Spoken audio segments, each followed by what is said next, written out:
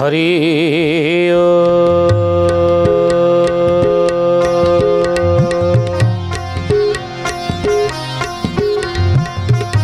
ओम भूर्भुवः स्वः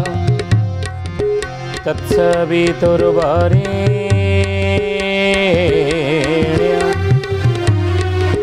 भर्गो देवस्य धीमहि धियो यो नः प्रचोदयात्।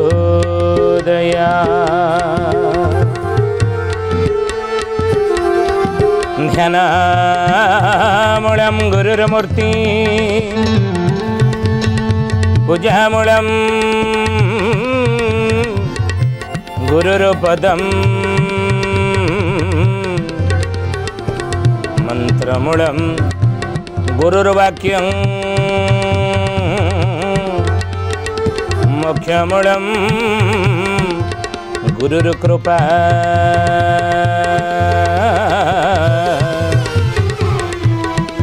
मोक्षमूलं गुरुर्कृपा।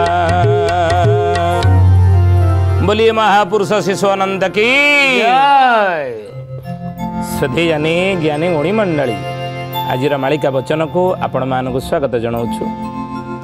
आजिर मालिका वचन रे आमे आलोचना करिया जाउछि महापुरुष शिशुअनंतर मालिकार नाम पोटामडाणर गोटे पद। कलिजुगर भविष्यत विषय रे महापुरुष शिशुअनंत शिष्य बारंग आगे कौन भविष्यवाणी करिछन बोले बाबूरे समय आसीबो कलिजुगर अंतिम बेलरे शेष समय तुम्हें देखिब गोटे समस्या देखिब गोटे असुविधा देखिब गोटे विपद देखिब गोटे संकट देखिब गोटे संकट विपद दे मनीष गति करिबो ना कौन से संकट विपद हे गुरुदेव कहिबा बोलते महापुरुष कहिले बोले अचिन्हा व्याधि जे जगते घोटिब वैद बणा होइबे वैद बणा होइबे सुजने वैद बणा होइबे रोग न चिन्हिण बणा हेउथिबे अनेक प्राणी मरिबे गुण सुजने गुणी बेल काल आसी लाणिले सुजने गुणी। ज्ञानी गुणी मंडली सथी जाने बोले अचिन्हा व्याधि जे जगते घोटिब वैद बणा होइबे। ये जगत रे गोटे अचिन्हा व्याधि गुड़िक सब घोटिब। अचिन्हा कहले चिन्हि आमे पारिबा नहीं से व्याधि कहले रोग को आमे कौन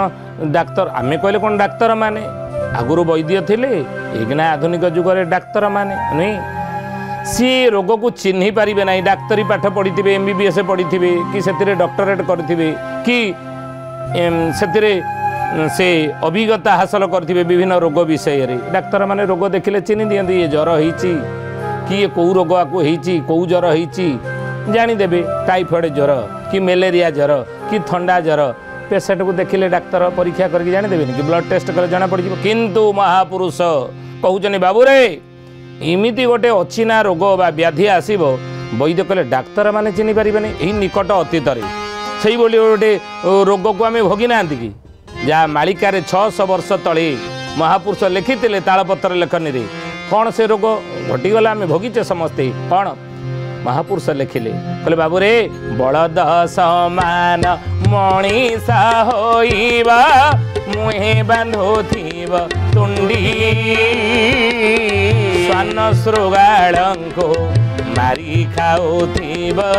चातक पक्षी को भंडी चातक पक्षी को भंडी हे सुजने चातक पक्षी को भंडी चातक पक्षी को भंडी हे सुजने चातक पक्षी को भंडी। बलद समान मनीष होइब मुहे बांधुथिब तुंडी पर दिने कलिजुगर मनीष बलद भलिया मुहेर तुंडी बांधी बुलिया को बाध्य हब। यही मालिका वचन जहाँ 600 वर्ष तले महापुरुष भविष्यवाणी करते मालिकार कथा कौन सत हैनी आम बलद भाया मुहर तुंडी बांधिकी कौन बुली ना कि बुलूले मास्क पिंधि बुलूले कहीं ना कोरोना महामारी आईला महामारी आईला कोरोना कोविड-19 नुई महापुरुष कहले कहले बाबूरे से मुहर मास्क पिंधिकी आम बुलिले मालिका वचन न होइबान मालिकार कथा मिछ हेब ना 600 वर्ष तले तालपत्र लेखने लिखिते देखो सत हो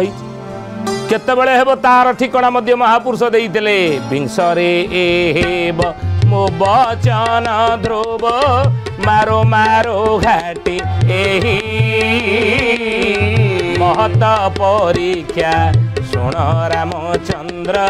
तोते मुदेली बोझाई तोते मुदेली बोझाई हे सुजने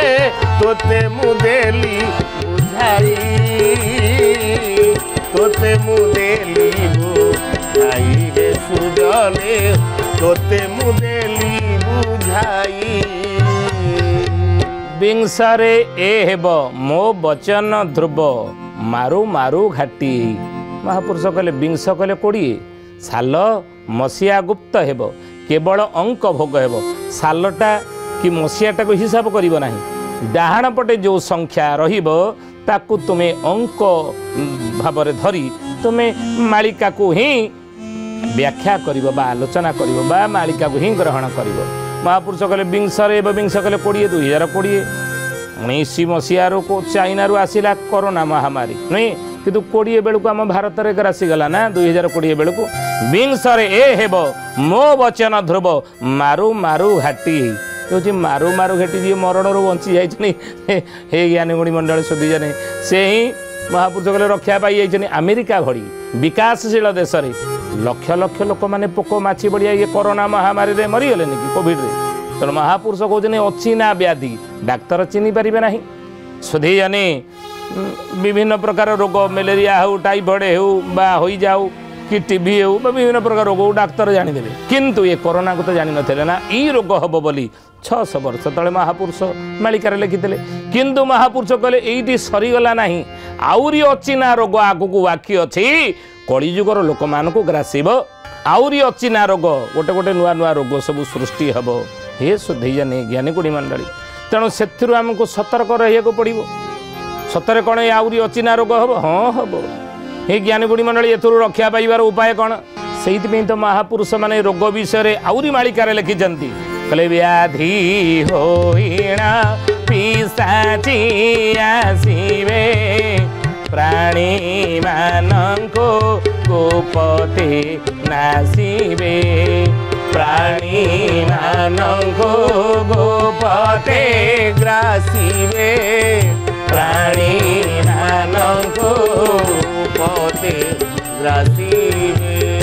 व्याधि होइण पिशाची आसीबे प्राणी मानको गुपते नासीबे बा ग्रासीबे प्राणी मानको ग्रास करूचंदी विभिन्न प्रकार रोग महापुरुष माने कहजने कली युग शेष हे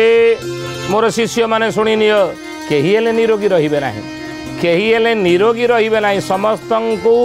रोगग्रास करिवो समस्ते व्याधिग्रस्त हेबे घरे घरे मेडिकल खोलिबो घरे घरे जहाँ घर को जीवे टेबुल उपर मेडिसिन थुआ हेतिबो महापुरुष कहिले आद्य वैद्य ठारे प्रकाश होइबो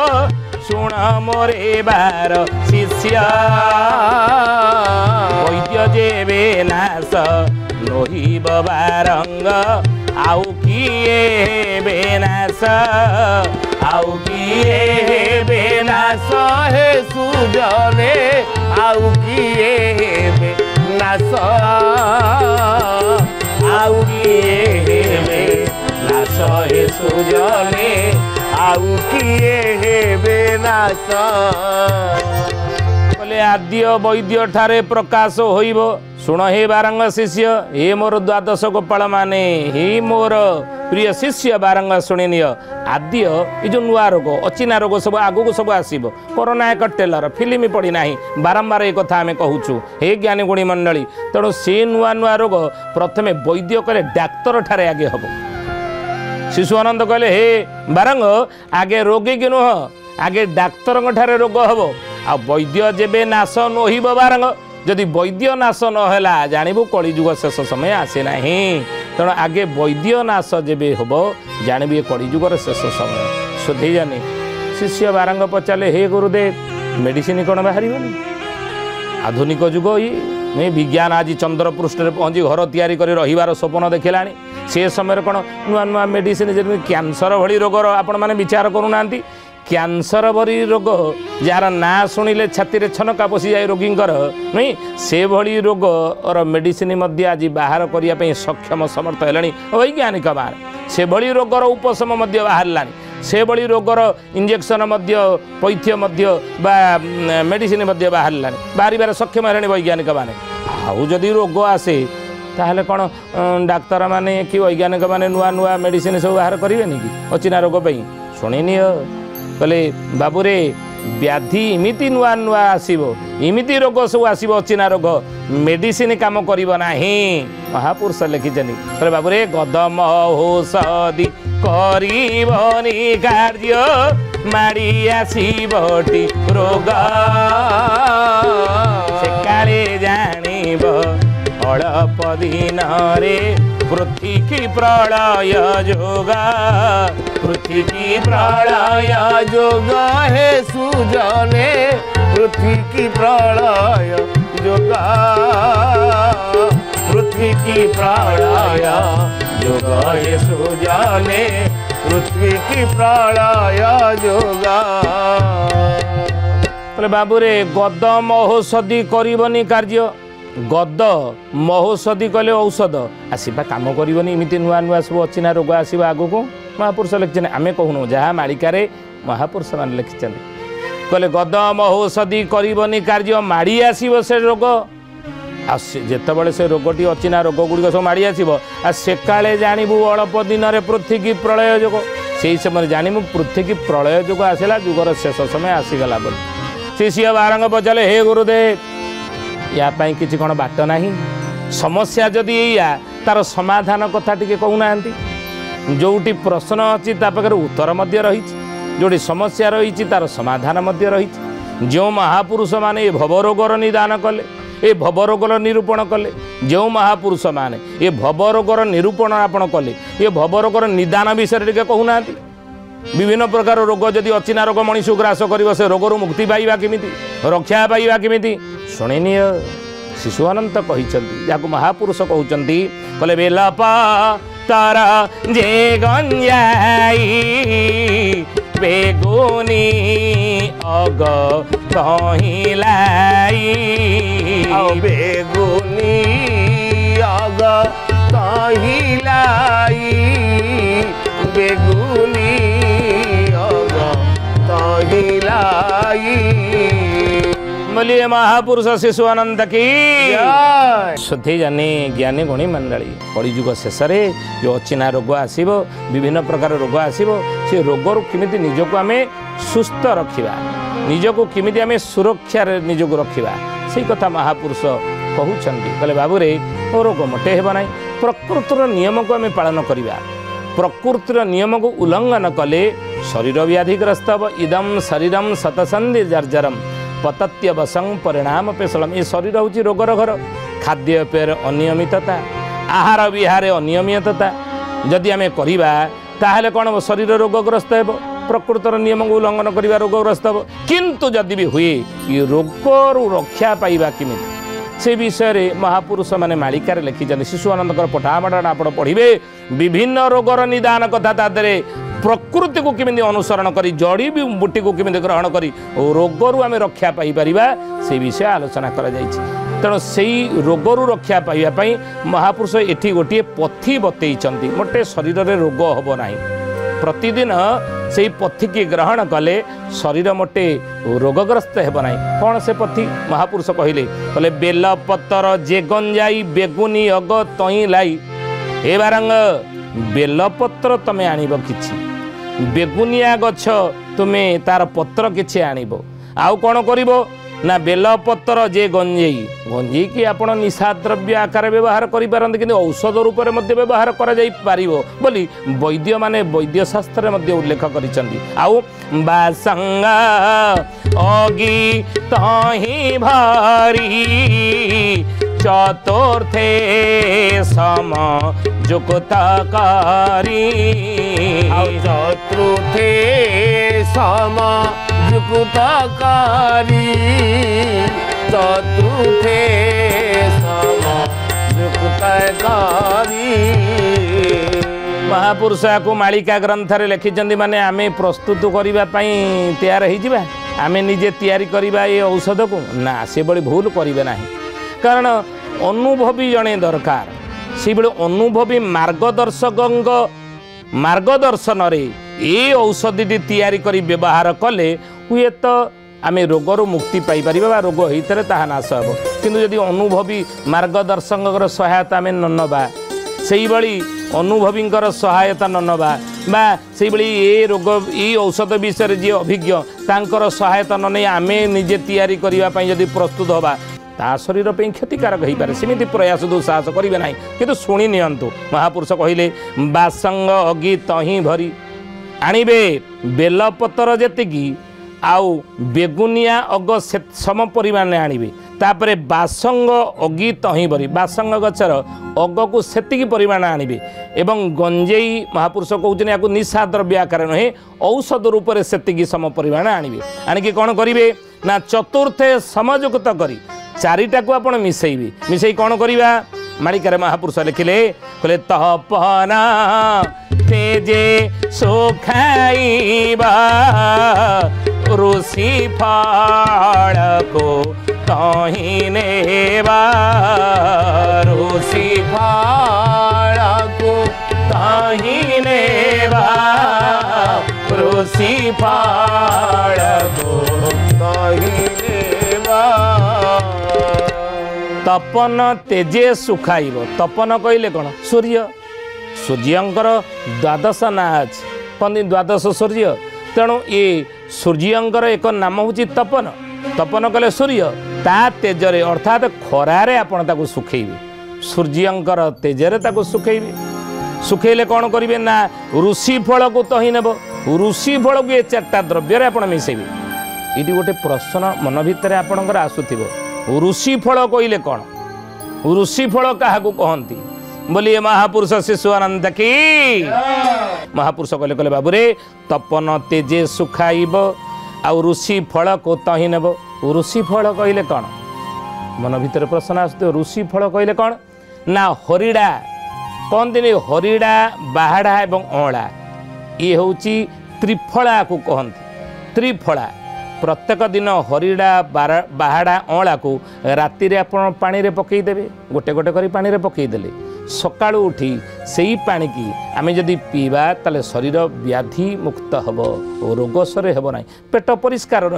जार कोष्ठ काठिन्य रोग थी ताहा दूरीभूत हो मन रखते महापुरुष माने मालिकार लेखन आम कहूनु तेणु हे ज्ञानी गुणी मंडली कहले ऋषि फल को ऋषि फल कहले हरिड़ा हरिड़ा को तादर सम परिमाण मिसई खरारे सुखेबा कौन करवा ना पांच पदार्थ एक कर निशियार्धरे एहा चोरा निशियार्धरे एहा चोरा निशियार्धरे एहा चोरा। पांच पदार्थ एक कर ये पांचटा पदार्थ बेलपतर बेगुनिया अग बासंग पत्र आउ गंजेई एवं ऋषि फल कले हरिड़ा ये पांचटी द्रव्य को खरार सुखई ताको आम निशी कले राति चूरीबा भल भाव सुखी जाइए चूरीबे चूरिकी कौन करवा ना जुआणी गोटे चारि मशा छड़ पदार्थ एतद्रोषा छड़ पदार्थ एतद्रोषा छड़ पदार्थ एतद्रोषा। जुआणी गोटे चारि मशा जुआणी की चारि मशा सी मध्य एक ओजन अच्छे बणिया पाखक आप जी पोटली बणिया जो मैंने थे से सब मशा आकार हिसाब कौन ओजन करके दिखती बुझे तार मध्य संख्या रही तार मध्य ओजन माप रही मशा कले सी गोटे मध्य माप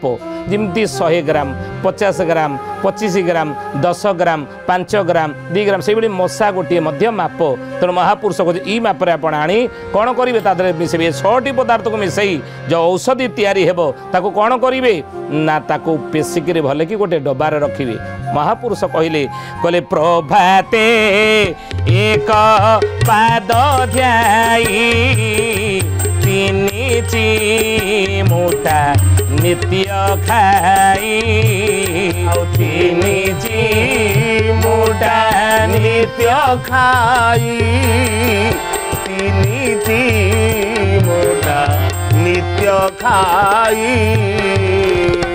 प्रभु को स्मरण करी 3 चिमुटा खाली पेटरे प्रभातरे जदि नख उषुम पानी रे आपण खाते ना महापुरुष कहले संपूर्ण 6 मास जाए मुकुता देह ता सुना हुए 6 मास जाए खाइले रोग होते भल हेबो एवं रोग मध्य शरीर रे अचिना व्याधि ग्रास करिबा नाही आउ महापुरुष कहले सिद्धंग बुटी ए अटई ईशाने अछंती बताई ये सिद्ध बुटी बोली महापुरुषा को वर्णना कर आगु को जो नुआ नुआ रोग सब हेबो अचिना रोग हेबो रक्षा पाइबापी आकु सिद्ध बुटी भाव में जदि प्रतिदिन व्यवहार करेंगे अभिज्ञ अनुभवी मार्गदर्शक परामर्श ये बुटी तैयारी करी ग्रहण कले शरीर रोगमुक्त हम शरीर व्याधि प्रवेश करिब नहीं तेणु ही ज्ञानी गुणी मंडली आज तो समय ही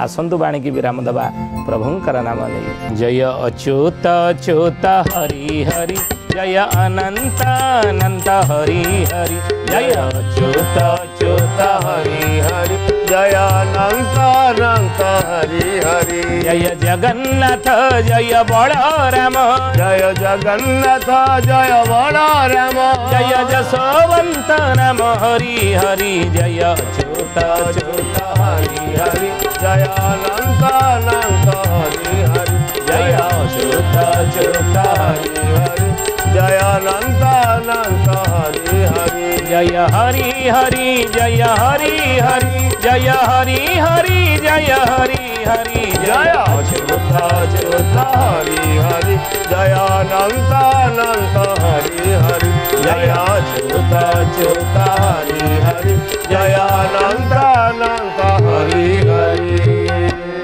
सुधीयनी ज्ञानी गुणी मंडली आज आसतु बाणिके ठारे विराम दबा पुणी आसंता अध्याय भेट होगा रोचु हरिओम शांति शांति शांति सर्वारिष्ट सुशांति भवतु।